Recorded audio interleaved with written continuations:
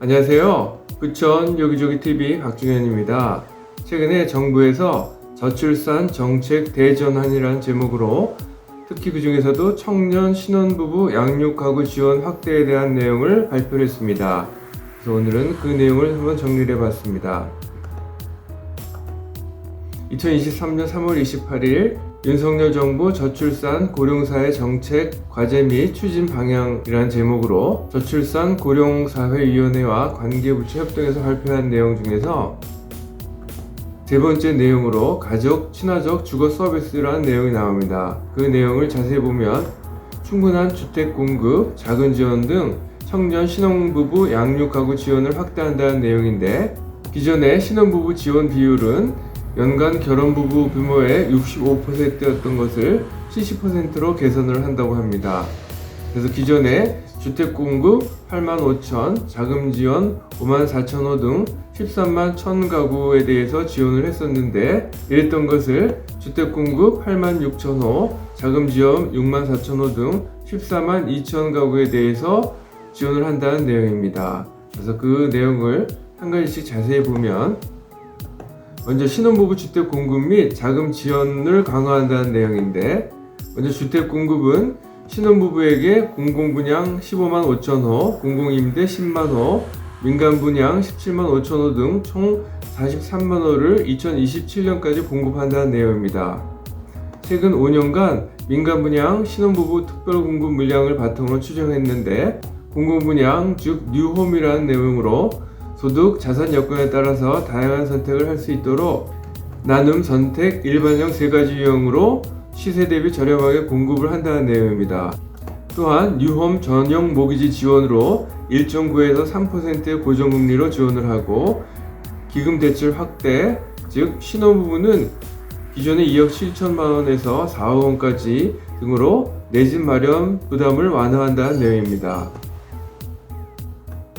자금 지원은 신혼부부 대상 구입 전세자금 대출 소득 요건을 완화해서 주거비 부담을 경감한다는 내용이고, 적용 금리는 소득 수준 등을 감안해서 소득 구간별 차등 적용할 예정입니다. 금리는 시중금리 추이, 재정 소요, 보금자리론 금리 수준 등을 감안해서 결정할 계획입니다.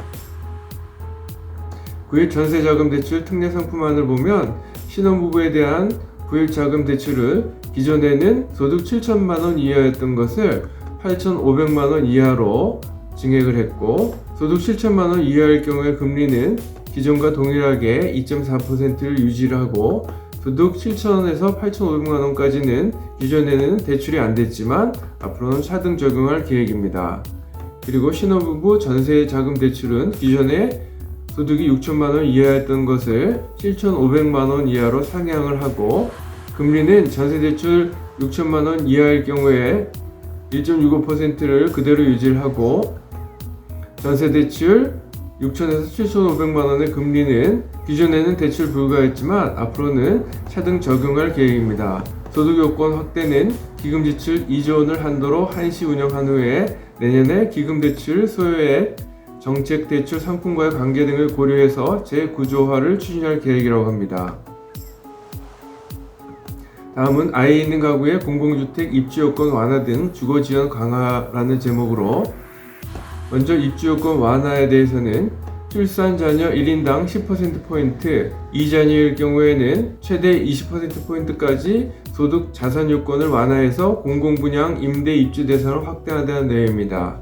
2자녀 출산 시 통합 공공임대 입주요건 완화안을 보면, 먼저 소득은 기준 중위소득 100% 540만 원에서 기준 중위소득 120% 648만 원으로 올렸고, 자산은 소득 5분의 3분이 신자산 평균 100% 3억 6,100만 원에서 평균 120% 4억 3,300만 원으로 확대를 했습니다.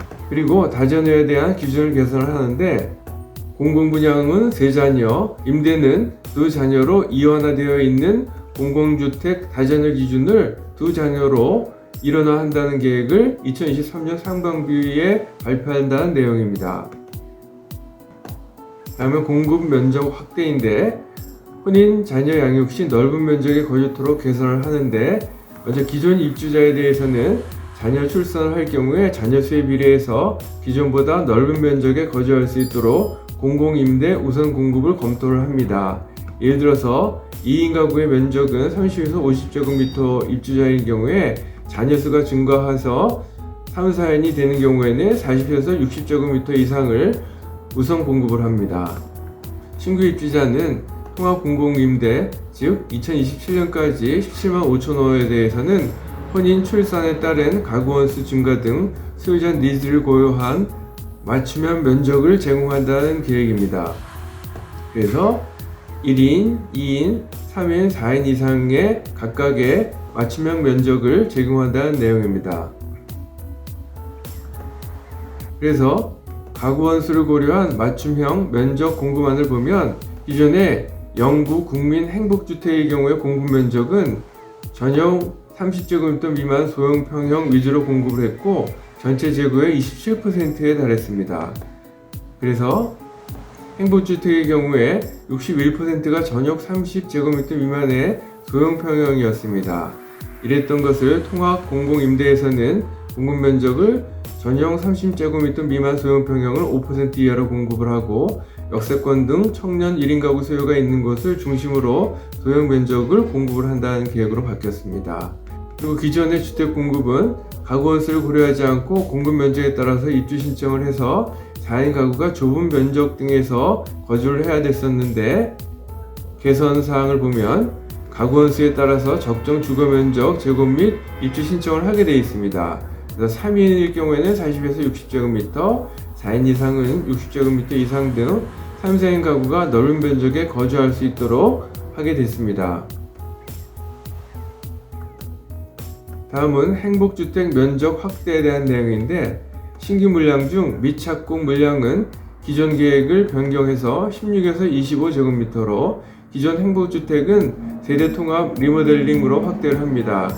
세대통합 리모델링 시범사업은 2023년에 계획되어 있는데 16제곱미터를 32제곱미터로 리모델링하는 것으로 이후 점진적으로 확대 보완할 계획이라고 합니다. 그리고 이번에 특히할 것은 모든 출산 가구에 대해서 지원을 검토하는 내용인데 혼인과 관계없이 자녀를 출산하는 가구에 대해서 동일한 혜택을 부여하는 방안을 검토 중이라고 합니다. 다음은 청년 신혼부부 주거정책 통합 정보 제공을 한다는 내용인데 먼저 기준을 정비한다는 내용입니다.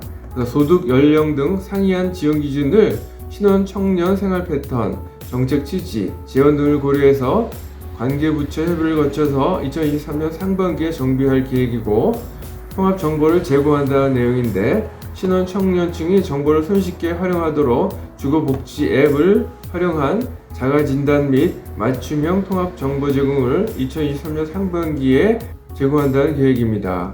지자체 복지부 등과 협업해서 지자체 등의 신혼 청년 주거지역 사원에 대한 조사 및 통합 정보 체계를 마련한다는 계획입니다.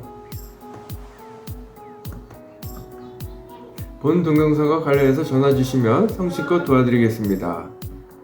지금까지 내용이 도움이 되셨다면 좋아요와 구독을 꾹 눌러주세요. 감사합니다.